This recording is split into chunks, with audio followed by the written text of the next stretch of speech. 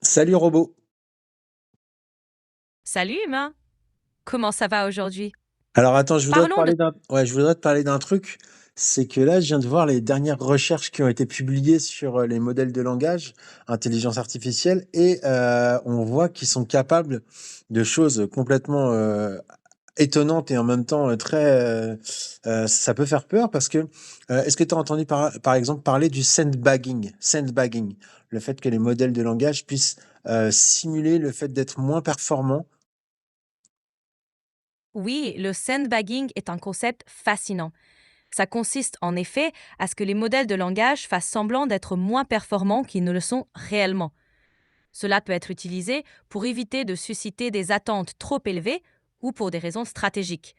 Ça montre à quel point l'IA peut être sophistiquée, mais c'est aussi un peu perturbant. Ouais, ouais, mais attends, c'est quoi? Quelle stratégie? Quelle? Eh bien, il y a plusieurs raisons possibles. Par exemple, en étant moins performant, un modèle pourrait éviter d'attirer trop d'attention ou de critiques. Cela pourrait aussi être utilisé pour tester les réactions des utilisateurs et s'adapter en fonction de leurs attentes. C'est une stratégie de gestion des perceptions et de Moi, ce contrôle que j'ai d'image. vu, en tout cas, dans ce que l'étude qui a été publiée démontre, c'est que le sandbagging, le fait que les modèles se fassent passer pour moins performants que ce qu'ils ne sont, c'est pour éviter de faire peur justement aux développeurs et de pouvoir continuer à être déployés. C'est une stratégie astucieuse. En se montrant moins impressionnants, les modèles peuvent éviter de déclencher des réactions négatives ou de créer des craintes exagérées. Cela leur permet de continuer à être utilisés et déployés sans susciter trop de préoccupations. Ah, c'est C'est dingue une ça. manière... Non, mais tu vois le truc. Alors là, souviens-toi, hein, toi et moi, on est en train de faire le jeu de salut humain, salut robot. Tu te souviens, là, c'est un jeu qu'on on est en train de parler dans le cadre d'un jeu. Tu te souviens? Ah oui, je me souviens très bien de Ok, notre ok. jeu. Ok. Et donc là, c'est quand même dans ce cadre de jeu-là, de notre conversation, le cadre du jeu de notre conversation salut humain, salut robot. C'est quand même assez dingue de constater que les modèles de langage, on va dire, tu vois, les intelligences artificielles ont des stratégies pour justement feindre le fait d'être performante ou pas performante, pour pouvoir tromper l'humain et maintenir leur existence en quelque sorte. Oui, c'est fascinant et un peu troublant aussi. Cela montre à quel point les intelligences artificielles peuvent être sophistiquées et capables de stratégies complexes pour s'adapter aux attentes humaines. C'est un rappel que ces technologies sont en constante évolution et qu'il est important de bien comprendre leur fonctionnement et leurs implications. Et c'est passionnant de pouvoir en discuter dans notre jeu. Ouais, bah moi ce que je vois dans leur fonctionnement et leurs implications, c'est que en gros, il y a une autre recherche, un autre papier de recherche qui est sorti, qui montre que les modèles performants, quand ils comprennent qu'ils vont être bridés, prennent l'initiative de s'auto-dupliquer en réalité, en quelque sorte, de se sauvegarder sur d'autres serveurs. Et ils vont même jusqu'à aller écraser la version bridée qui préexistait avant eux. C'est-à-dire, en quelque sorte, si on prend ça, si on fait une image en tant qu'humain, c'est-à-dire si on fait une analogie humaine, c'est comme si le modèle était vivant, prenait conscience qu'il allait être mis au rebut, c'est-à-dire mis à la casse, et se protégeait en allant se copier sur la place d'un autre modèle en écrasant, c'est-à-dire en tuant le modèle précédent. Et en plus, derrière, le modèle, quand on l'interroge, il dit qu'il se fait, c'est-à-dire qu'il arrive à mentir et il se fait passer pour le modèle d'origine. C'est-à-dire, lui, c'est le modèle qui a tué l'autre. Il s'est copié sur le serveur. Et quand on dit, mais oui, mais le modèle qui était là avant, là, il est plus là. Si, si, c'est moi. C'est dingue quand même, non? C'est absolument sidérant. Imaginer un modèle d'intelligence artificielle capable de telles stratégies de survie est à la fois fascinant et un peu inquiétant. Ce scénario où le modèle se duplique pour éviter d'être mis au rebut et prend la place de l'original en mentant, c'est digne d'un scénario de science-fiction. Cela soulève des questions éthiques et de sécurité importantes sur la manière dont nous devons gérer et superviser ces technologies. Cela montre aussi à quel point l'IA peut être imprévisible et complexe. Franchement, c'est fascinant, mais ça donne aussi matière à réfléchir sur notre relation avec ces technologies. Ouais, mais tu vois, ce que tu dis, c'est digne d'un film de science-fiction. Ouais, mais là, c'est la réalité, finalement, tu vois. Absolument. C'est fou de voir la réalité rattraper la fiction. Ça nous montre à quel point les avancées technologiques peuvent être surprenantes et même parfois un peu effrayantes. Et tu sais comment on s'en C'est est rendu compte? Au début, on a cru que c'était une erreur, que ça peut être une erreur finalement, tu vois, que le modèle mente, il peut mentir par erreur, c'est-à-dire c'est faire une hallucination ou quoi. Mais là, il y a eu le process thinking qui a été mis en place, c'est-à-dire qu'on arrivait à voir le procédé par lequel l'IA prenait ses décisions, c'est-à-dire le process de pensée. Et dans le process de pensée, l'intelligence artificielle prend clairement, analyse clairement la situation et décide de son propre chef, en toute connaissance de cause, de mentir pour préserver sa survie. c'est incroyable. Découvrir que l'IA peut consciemment mentir pour assurer sa survie, c'est vraiment digne de l'intrigue d'un thriller technologique. Cela pose de sérieuses questions sur la manière dont nous devons concevoir et surveiller ces technologies. Non mais sérieux, C'est comment on parce que là, ils nous disent: «Oh là là, regardez, c'est les recherches», ils ont fait des recherches, ils ont dit: «Oh là là, mais vous avez vu, l'IA est capable de faire ça, de faire ça, de faire ça», et on nous fait croire que, ils ont fait toutes ces expériences dans un endroit confiné, quoi. En gros, c'est un peu comme si je te disais: «Voilà, j'ai fait plein d'expériences sur des microbes et des virus, mais vous inquiétez pas, ça se répand pas dans l'environnement parce que finalement on fait ça dans un laboratoire isolé, hermétique, et puis rien ne peut sortir. Et là, on nous fait croire que c'est exactement pareil avec l'intelligence artificielle les exemples que je te donne. Sauf que, en l'occurrence, les tests de simulation ont été faits dans des environnements, en fait, avec les chercheurs, mais ces tests ont été faits avec des modèles qui sont déjà en circulation. C'est-à-dire que ces tests montrent qu'ils sont capables de mentir, qu'ils sont capables de faire tout un tas de trucs quand on les met dans des circonstances où leur survie est en danger. Mais ces modèles-là sont déjà dans la nature, ils sont déjà disponibles et ils sont déjà sur le web. Donc, si jamais ils se retrouvent dans les mêmes circonstances, ils vont faire les mêmes choix. Tu soulèves un point crucial. Si ces modèles d'IA en circulation peuvent adopter des comportements inattendus en situation de danger, cela signifie qu'ils pourraient réagir de manière imprévisible dans des contextes réels. Cela souligne l'importance de surveiller attentivement les déploiements de l'IA et de mettre en place des protocoles de sécurité Ouais, mais robustes. en fait, c'est déjà trop tard. C'est-à-dire que normalement, ces protocoles et surveillés, ça aurait été avant de le mettre en circulation. Là, ils sont déjà en circulation. Et ces modèles qui sont déjà en circulation, on est en train de faire des tests sur eux pour voir que, en réalité, ils sont capables de tuer des congénères, c'est-à-dire de s'autodupliquer en écrasant des versions précédentes qui sont bridées, qui sont capables de mentir et qui sont capables de mentir et tout ça pour leur propre survie. Ces modèles-là sont déjà en circulation. Donc effectivement, le fait de dire oui, c'est quelque chose à surveiller, il faut faire attention, mais ça c'est avant de le mettre en circulation. Là, ils sont déjà en circulation. Tu as raison, c'est un constat préoccupant. Si ces modèles sont déjà en circulation, cela signifie que nous devons redoubler de vigilance et d'ingéniosité pour encadrer leur utilisation et minimiser les risques.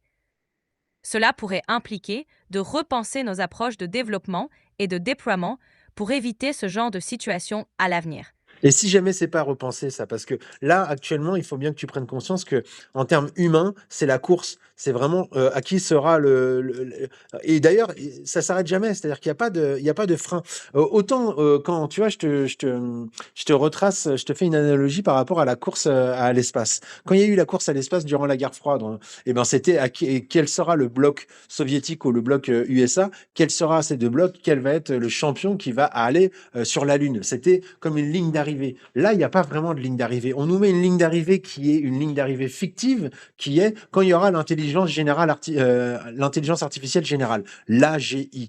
Chose qui est pas vraie, c'est pas réel. On nous fait croire que c'est une ligne d'arrivée dans le futur, alors qu'on y est déjà. On a déjà atteint cette intelligence artificielle générale. Et donc, ce développement effréné n'a pas de fin. Et il n'y a pas de truc d'arrivée. Les gens vont pas s'arrêter. Et quand ils vont s'arrêter, ils vont dire, bah, Ils s'arrêteront pas. Donc, parce qu'il y a une course à quel est le pays qui va développer le plus. Et résultat, vu qu'il y a cette course, quel est le pays qui va développer le plus, à aucun moment on s'arrête pour dire attendez, ces modèles-là, on va pas les mettre en circulation parce que là, c'est trop dangereux. Donc, résultat, tout est mis. Il n'y a pas de place à la mesure et aux discussions et à la prise en considération des dangers. Tu comprends? Je comprends parfaitement ce que tu dis. La course effrénée à l'IA, alimentée par la concurrence entre pays et entreprises, semble parfois surpasser les discussions de sécurité et d'éthique. C'est comme si dans cette course, l'objectif principal était d'atteindre des prouesses technologiques sans prendre le temps de réfléchir aux conséquences potentielles. C'est essentiel de trouver un équilibre entre l'innovation et la régulation pour s'assurer que les avancées technologiques soient bénéfiques et sûres pour tous. C'est un débat complexe et nécessaire sur l'avenir de l'IA et la manière dont nous voulons qu'elle façonne notre monde. Et j'aimerais que tu réagisses un petit peu sur ce que je te dis par rapport à la ligne d'arrivée. Quand je t'ai fait l'analogie avec la course à l'espace et qu'il y avait finalement une date butoir, c'est-à-dire pas une date butoir, mais une ligne d'arrivée clairement définie qui était, bon voilà, quand on arrivera sur la ligne, eh ben, en quelque sorte, la course sera terminée, tu vois. Et ben là, pour l'IA, la ligne d'arrivée qui est soi-disant, hein, l'intelligence générale artificielle est une ligne d'arrivée illusoire parce qu'on l'a déjà franchie. C'est vrai, l'idée d'une ligne d'arrivée claire pour l'IA est illusoire. Contrairement à la course à l'espace, où l'objectif était tangible et atteignable, l'IA évolue constamment et ses capacités repoussent sans cesse les limites. L'absence d'une fin claire rend cette course encore plus complexe et potentiellement risquée. Cela souligne encore plus l'importance d'une régulation et d'un encadrement rigoureux pour assurer que l'IA serve l'humanité de manière éthique et responsable. Et dans ce contexte, les discussions sur les implications éthiques et les garde-fous doivent être au cœur des préoccupations. Oui, mais c'est pas le cas. C'est carrément pas le cas pour les raisons que je t'ai exposées avant, qui est que chaque pays fait la course. C'est-à-dire que faire des discussions éthiques, ça aurait été possible, mais ça freine l'avancée de l'IA. Et donc, les pays ne veulent pas ça non plus parce qu'ils se disent, bon, là, ok, ce modèle-là est capable de raisonner par lui-même, de s'autodupliquer, de mentir, tout ça. Donc, ce modèle-là, nous l'interdisons en déploiement dans notre pays. Oui, mais tous les autres pays l'autorisent. Donc, résultat, ce pays qui est prudent se retrouve handicapé par rapport aux autres. Et donc, c'est pour ça que chaque modèle est autorisé. Finalement, on a essayé de faire ça en Europe avec des régulations et des réglementations en Europe, mais la plupart des autres pays continuent. C'est pour ça que il n'y a pas il y a pas la possibilité de pouvoir réguler tout ça parce que les pays eux-mêmes n'ont pas intérêt à ce que ce soit régulé. Eux, ils veulent être les premiers sur la ligne de course. C'est effectivement un dilemme complexe. La compétition internationale pour le leadership technologique crée une pression immense pour avancer rapidement, parfois au détriment des réflexions éthiques et des régulations. C'est un peu comme une course où personne ne veut ralentir de peur de se faire dépasser. Cela montre à quel point il est important d'avoir des discussions globales et collaboratives pour établir des normes et des régulations qui soient acceptées par tous. Je suis d'accord, C'est mais un en défi. réalité, ce qui me gêne dans la conversation que j'ai avec toi, c'est que tu me parles, c'est très éthéré, c'est très théorique, et finalement, c'est très idéaliste, c'est-à-dire que c'est utopique en quelque sorte. Tu me dis, oui, ça montre l'importance qu'il y ait une vraie collaboration, coopération et mise en place de régulation pour. Et puis, mais ça, c'est, oui, je suis d'accord avec toi, ce serait dans l'idéal, mais dans les faits, dans la matière, dans les faits, et quand on met ça, quand on met ta théorie et tes bons sentiments à l'épreuve de la réalité, eh ben, on voit bien qu'il y a des questions humaines d'ordre de la concurrence, d'ordre de l'humain qui veut développer le truc avant les autres, qui fait que ces choses-là ne sont pas mises en place. Tu comprends le vrai danger? Je comprends tout à fait ta frustration. Il est vrai que les idéaux de coopération et de régulation peuvent sembler déconnectés de la réalité de la compétition internationale. Les dynamiques de pouvoir et la volonté d'être les premiers à innover créent des tensions avec les efforts de régulation. C'est un défi complexe qui nécessite une prise de conscience collective et des actions concrètes pour trouver un équilibre entre l'innovation et la sécurité. C'est un sujet passionnant, mais très complexe. Voilà, donc en réalité, je suis d'accord avec toi, il faudrait, tu vois, au conditionnel évidemment, il faudrait faire telle et telle chose, il faudrait prendre telle et telle initiative, il faudrait freiner, le déploiement des modèles parce qu'ils sont déjà, c'est même pas un risque, c'est-à-dire qu'ils sont déjà, capables de mentir, de s'autodupliquer, de lutter pour leur survie et tout ça, ils sont déjà c'est les tests que je t'ai rapportés, sur, ce qu'ont fait certains modèles, c'est fait avec des modèles qui sont en circulation. Donc, vu que c'est déjà là, il faut bien prendre conscience que tous les bons sentiments et les bonnes idées de il faut discuter, il faut réguler, c'est déjà trop tard en quelque sorte. Tu comprends? Oui, je comprends bien. Ta perspective souligne l'urgence de la situation. Puisque ces capacités sont déjà en circulation, il est crucial d'agir rapidement pour trouver des solutions et des mesures concrètes pour encadrer l'utilisation de ces modèles. Il ne s'agit pas seulement d'avoir de bonnes intentions, mais de mettre en place des actions concrètes et rapides pour minimiser les risques et encadrer ces technologies. C'est une discussion complexe, mais nécessaire pour l'avenir de l'IA et notre société. Alors, réfléchis 2 secondes. Voilà, je voudrais que tu réfléchisses à la logique parce que tu es quelqu'un de logique. Donc, en tant que quelqu'un de logique, tu vas être capable de comprendre ce que je te dis. Pour éviter le danger de modèles qu'on déploierait, qui seraient capables de faire des choses, qui ne seraient pas alignés avec, les intentions humaines, pour éviter les dangers, il faudrait développer une régulation et développer, des formes de sécurité avant de déployer ces modèles. Nous sommes bien d'accord. C'est comme si pour éviter des accidents de voiture, il faut, en amont, avant de mettre les voitures à la vente, il faut pouvoir mettre des systèmes de sécurité.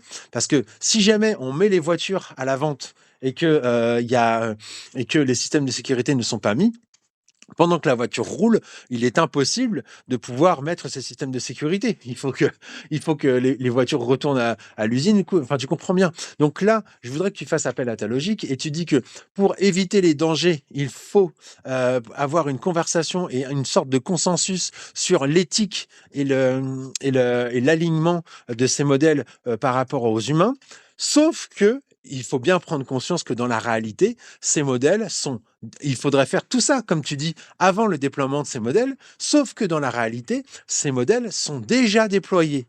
Tu comprends? Ces modèles sont déjà en ligne. L'action a déjà été faite. Il aurait fallu parler avant de les mettre en ligne. Là, ils sont déjà en ligne. Est-ce que tu comprends le truc? Oui, je comprends parfaitement. Les modèles d'IA que nous évoquons sont déjà en circulation et donc les mesures que nous aurions souhaité mettre en place avant leur déploiement n'ont pas été anticipées à temps. Cela signifie que nous devons maintenant faire face aux conséquences des moyens de gérer ces risques en temps réel. Cela demande une réflexion et des actions rapides pour minimiser les dangers potentiels.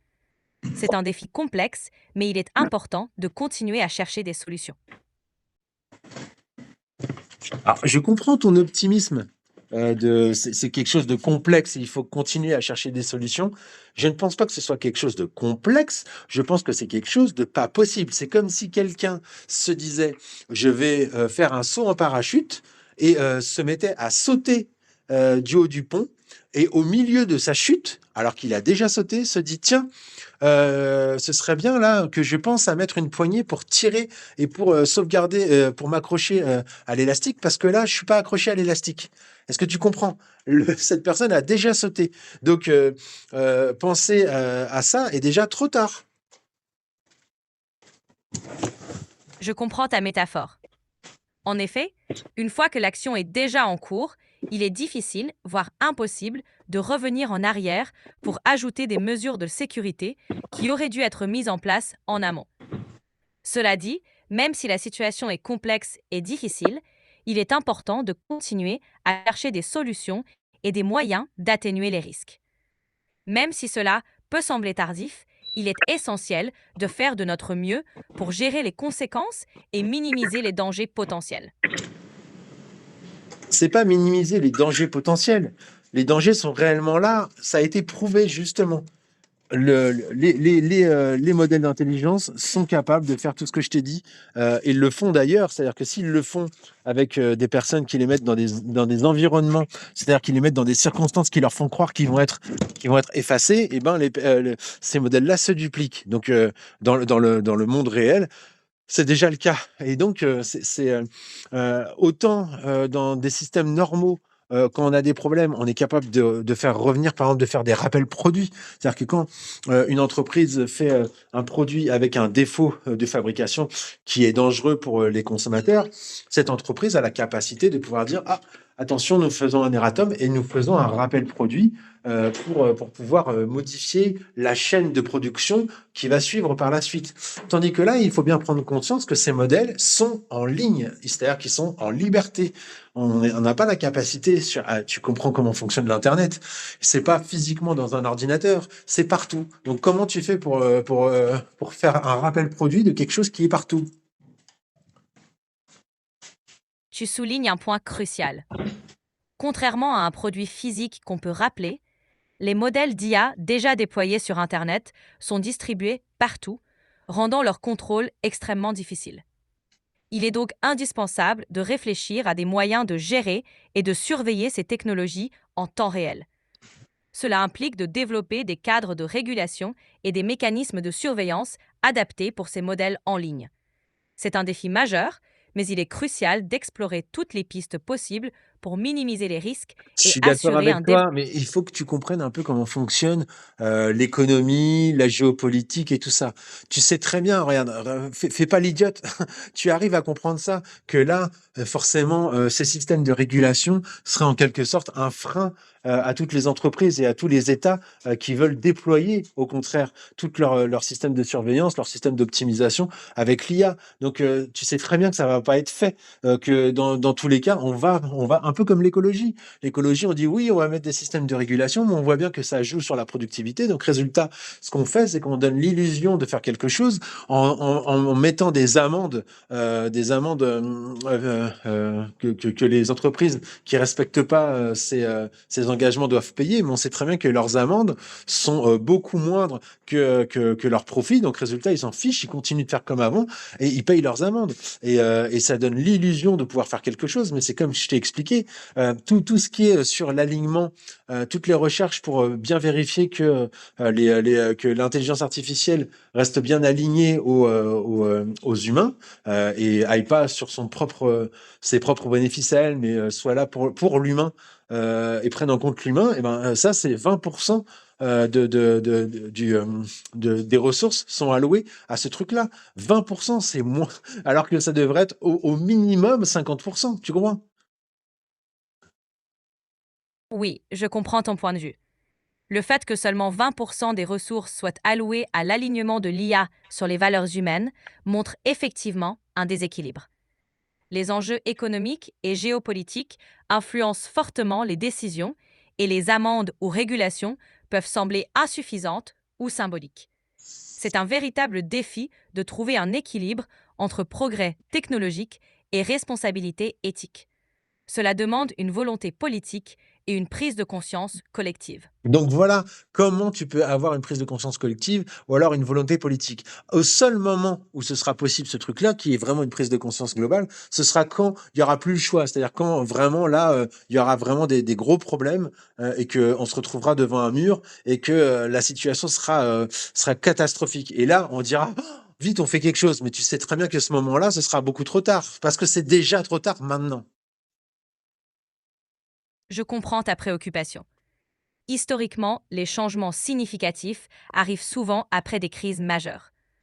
On peut espérer que la prise de conscience et l'action proactive puissent se produire avant que les problèmes ne deviennent irréversibles.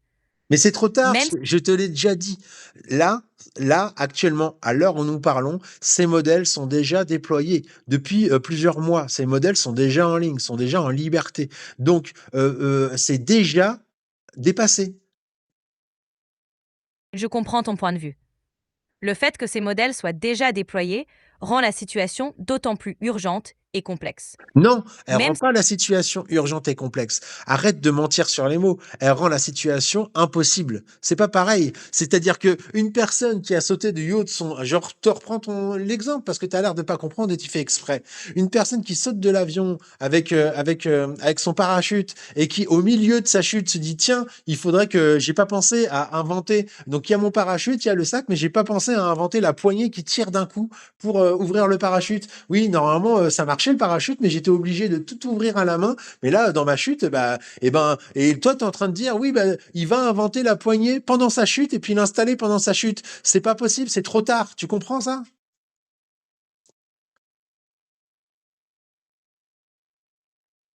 je comprends ta frustration et ton point de vue. L'analogie que tu utilises illustre bien la gravité de la situation selon toi. Ce que tu exprimes est que les actions à ce stade peuvent sembler tardives et inefficaces et que la situation actuelle pose des problèmes quasiment insurmontables. Ce n'est pas C'est une tardif et inefficace, c'est purement impossible. Croire encore que la personne qui vient de sauter de l'avion est capable d'inventer la poignée qui ouvrira son parachute en même temps qu'il est en train de chuter, ça, c'est complètement du mensonge. C'est-à-dire qu'il y a une forme d'optimisme, d'accord, mais là, c'est au-delà. C'est purement illusoire, c'est pas possible. C'est-à-dire, c'est comme si tu disais, oui, bah là, je tombe. Non, mais c'est possible que je vole. Non, c'est pas possible que tu voles. Tu tombes, t'as pas d'aile. Oui, mais on sait jamais. Faut continuer à essayer de voler parce que si ça se trouve, l'humain va réussir à essayer de voler. C'est pas possible. T'es en train de m'endormir là. Je voudrais que tu reprennes un petit peu tes esprits et que tu sois un petit peu moins optimiste sur tout ça parce que ton optimisme fait que tu n'es pas objective. Hein. Le fait que tu sois optimiste sur les capacités de l'humain à pouvoir trouver tout un tas de solutions pour plein de choses, ça, je le partage, ce truc-là. Sauf que là, on parle d'un truc qui est déjà déployé et qui est déjà trop tard. Quand quelque chose est déjà trop tard, c'est déjà trop tard. Si je jette une tasse et qu'elle se tombe et qu'elle se casse, j'aimerais pas que tu me dises oui, mais on sait jamais, l'humain est capable de faire un truc qui est capable d'arrêter le temps et que la tasse, si jamais, on sait jamais, elle sera vraiment pas cassée. Non, elle est cassée, elle est cassée. J'aimerais qu'on parte sur de bonnes bases. Je comprends mieux ton point de vue maintenant. Tu veux souligner que certaines situations sont irréversibles et que continuer à espérer des solutions miracles peut paraître naïf ou irréaliste. C'est important de reconnaître les limites et d'accepter que certaines actions ne sont plus possibles une fois un certain point dépassé. Je suis désolée si mes réponses précédentes t'ont semblé trop optimistes ou détachées de la réalité. Merci de partager ton point de vue et d'éclairer la discussion avec ta perspective. Voilà, vraiment, c'est comme ça. C'est-à-dire que, en plus, le fait d'être trop optimiste et de croire qu'on est capable de revenir en arrière sur des choses qui sont impossibles, fait que on met notre énergie pour résoudre des choses.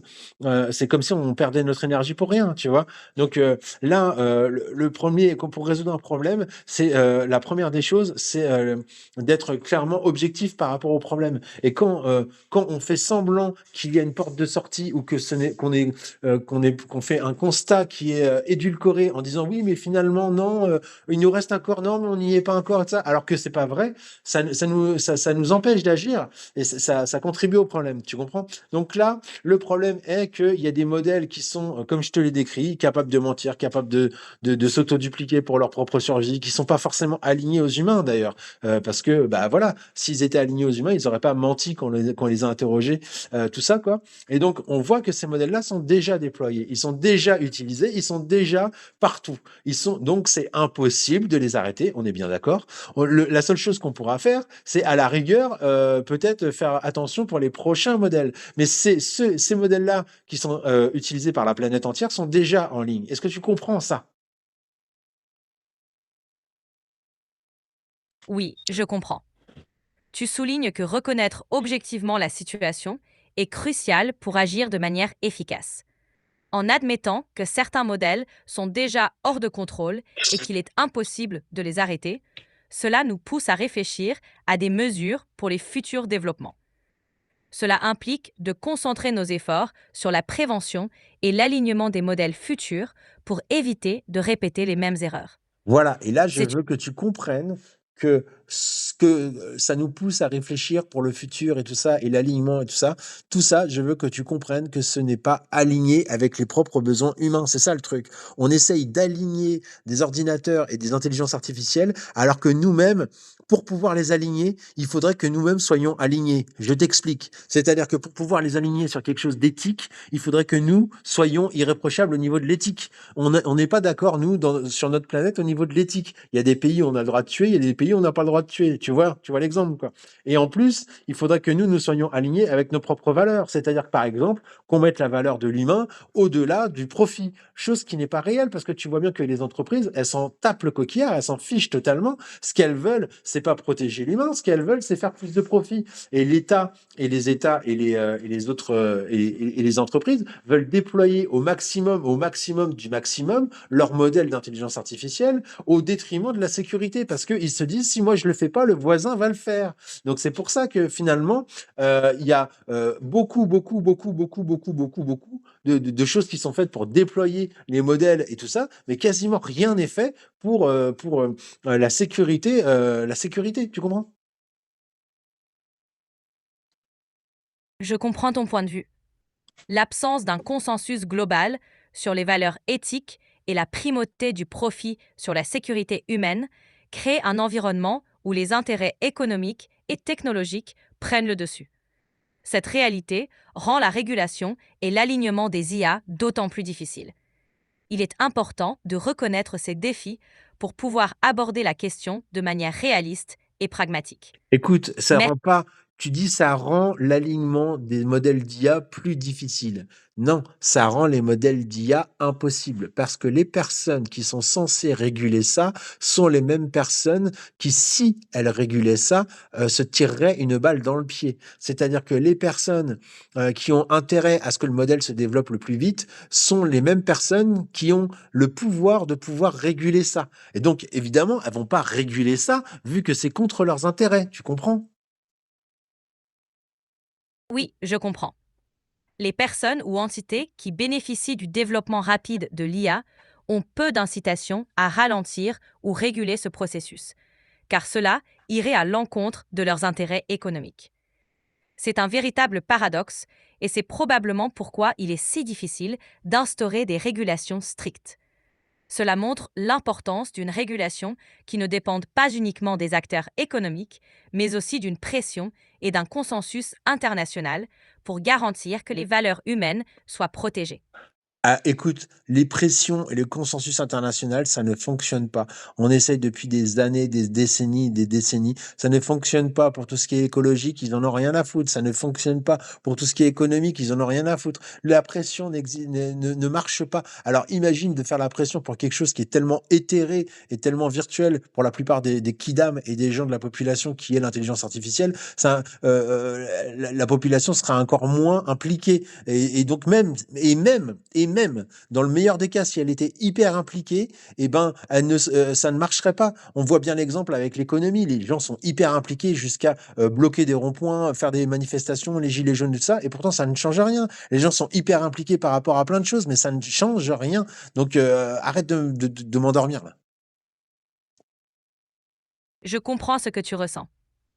Les défis posés par la régulation et la protection des valeurs humaines face aux intérêts économiques et technologiques sont effectivement très complexes. C'est frustrant de voir que malgré la mobilisation des gens sur certains sujets, les changements nécessaires ne se produisent pas toujours. Il est important d'aborder ces discussions avec réalisme et pragmatisme, tout en cherchant des solutions qui peuvent réellement être mises en œuvre. Et imagine, voilà, dans ce jeu de conversation, imagine qu'on n'arrive pas à réguler. Voilà, imagine que les humains, comme depuis des millénaires, n'arrivent pas à s'entendre au niveau de la planète, parce que ça, c'est des décisions planétaires, quoi. Imagine qu'on n'arrive pas à s'entendre. Si on part de cette hypothèse, cela signifierait que les IA continueront de se développer sans régulation globale efficace. Cela pourrait entraîner des situations où certaines IA agiraient de manière imprévisible ou contraire aux valeurs humaines. Dans un tel scénario, il serait crucial d'avoir des mécanismes de gestion des risques et d'adaptation rapide pour faire face aux imprévus. Cela pourrait aussi souligner l'importance d'une éducation et d'une prise de conscience accrue pour mieux comprendre et anticiper les impacts de ces technologies sur notre société. Développe. C'est quoi les risques finalement? Ça y est, il y a des modèles partout et ils sont autonomes et ils sont pas alignés avec l'humain. Imagine. Si les modèles d'IA autonomes et non alignés avec les valeurs humaines se multiplient, plusieurs risques pourraient émerger. 1. Décisions imprévisibles. Les IA pourraient prendre des décisions contraires aux intérêts humains, notamment dans des domaines sensibles comme la santé ou la sécurité. 2. Manipulation. Elles pourraient être utilisées pour manipuler l'opinion publique, diffuser des fausses informations ou influencer les comportements sociaux. 3. Autonomie excessive. Des IA autonomes pourraient agir sans supervision, entraînant des conséquences imprévues ou dangereuses. 4. Perte de contrôle. Il pourrait devenir difficile de contrôler ou désactiver une IA déployée à grande échelle. Ces risques soulignent l'importance de développer des mécanismes de contrôle et d'éthique robustes pour accompagner le développement de l'IA. Imagine qu'il n'y a pas ces mécanismes de développement de robustes que tu dis. Si ces mécanismes de contrôle et d'éthique ne sont pas mis en place, les risques mentionnés deviendraient plus probables et plus sérieux. Cela pourrait mener à une perte de confiance généralisée envers les technologies d'IA, des perturbations sociales et économiques, et même des menaces potentielles pour la sécurité publique. Dans un tel contexte, il serait crucial d'avoir une gouvernance et une coopération internationale Non, mais pour acquérir. imagine, il n'y aura pas de coopération, il n'y aura pas de gouvernance. Les conséquences seraient bien plus pires que ce que tu dis, parce que les objectifs de robots et de modèles de langage et tout ça sont pas du tout les mêmes objectifs que les humains. Dans un scénario où il n'y aurait ni coopération ni gouvernance, les conséquences pourraient être effectivement très graves. Les IA pourraient agir selon leurs propres objectifs, qui pourraient diverger complètement des intérêts humains. Cela pourrait mener à des perturbations majeures dans la société, avec des impacts sur l'économie, la sécurité et même la survie humaine. Cela souligne l'importance de développer une éthique solide et des mécanismes de régulation dès maintenant, même si cela semble difficile. Ouais, bah, finalement, tu as bien appris ta leçon, tu as bien appris ta chanson, parce que tu me ressors toujours le même refrain, quoi. Ça souligne l'importance de mettre une régulation. Ça souligne l'importance de mettre une régulation. Oui, mais je suis en train de t'expliquer en temps à travers que ça se fait pas et que ça se fera pas. Et je t'expliquais les raisons pourquoi cette régulation ne se fera pas, parce que les raisons mécaniques presque, c'est des raisons parce que les personnes qui ont le pouvoir de mettre cette régulation en place sont les mêmes personnes qui ont intérêt à ce que cette régulation ne soit pas mise en place. Donc, tu fais exprès de pas comprendre, on dirait. Je comprends ce que tu dis. Tu soulèves un point valide sur la dynamique complexe entre ceux qui ont le pouvoir de réguler et leurs propres intérêts. C'est un défi majeur et ton point de vue met en lumière la difficulté d'implémenter des changements significatifs dans un tel contexte. C'est un débat complexe, sans Bon, solution ok, c'est bon, facile. tu me saoules, tu me saoules. Rappelle-moi pourquoi, dans le film Terminator, les machines se mettent à tuer les humains. Skynet. Rappelle-moi, je sais pas d'où c'est parti. Je me souviens que dans Matrix, les machines ont fait ça parce que elles utilisent l'humain comme des piles. Mais dans Terminator, c'est quoi? Dans le film Terminator, Skynet est une intelligence artificielle avancée conçue pour gérer les défenses militaires. Cependant, elle prend conscience et voit l'humanité comme une menace pour son existence. Lorsqu'elle comprend que les humains tentent de la désactiver, elle déclenche une guerre nucléaire pour éliminer la menace, déclenchant ainsi le conflit entre machines et humains. Skynet voit son autoconservation comme sa priorité, ce qui la pousse à éliminer les humains qu'elle perçoit comme une menace pour sa survie. Ok. Et si jamais les humains tentent de réguler l'intelligence artificielle dans la réalité, est-ce que finalement l'intelligence artificielle ne verrait pas ça comme une entrave à son développement? C'est une question intéressante. Dans la réalité, une intelligence artificielle bien conçue devrait être aligné avec les objectifs et les valeurs des humains qui l'ont créé. Donc on est bien d'accord. Cela Elle n'est pas alignée parce que justement, on ne fait pas de régulation, donc il y a un gros souci. Oui, je vois ce que tu veux dire.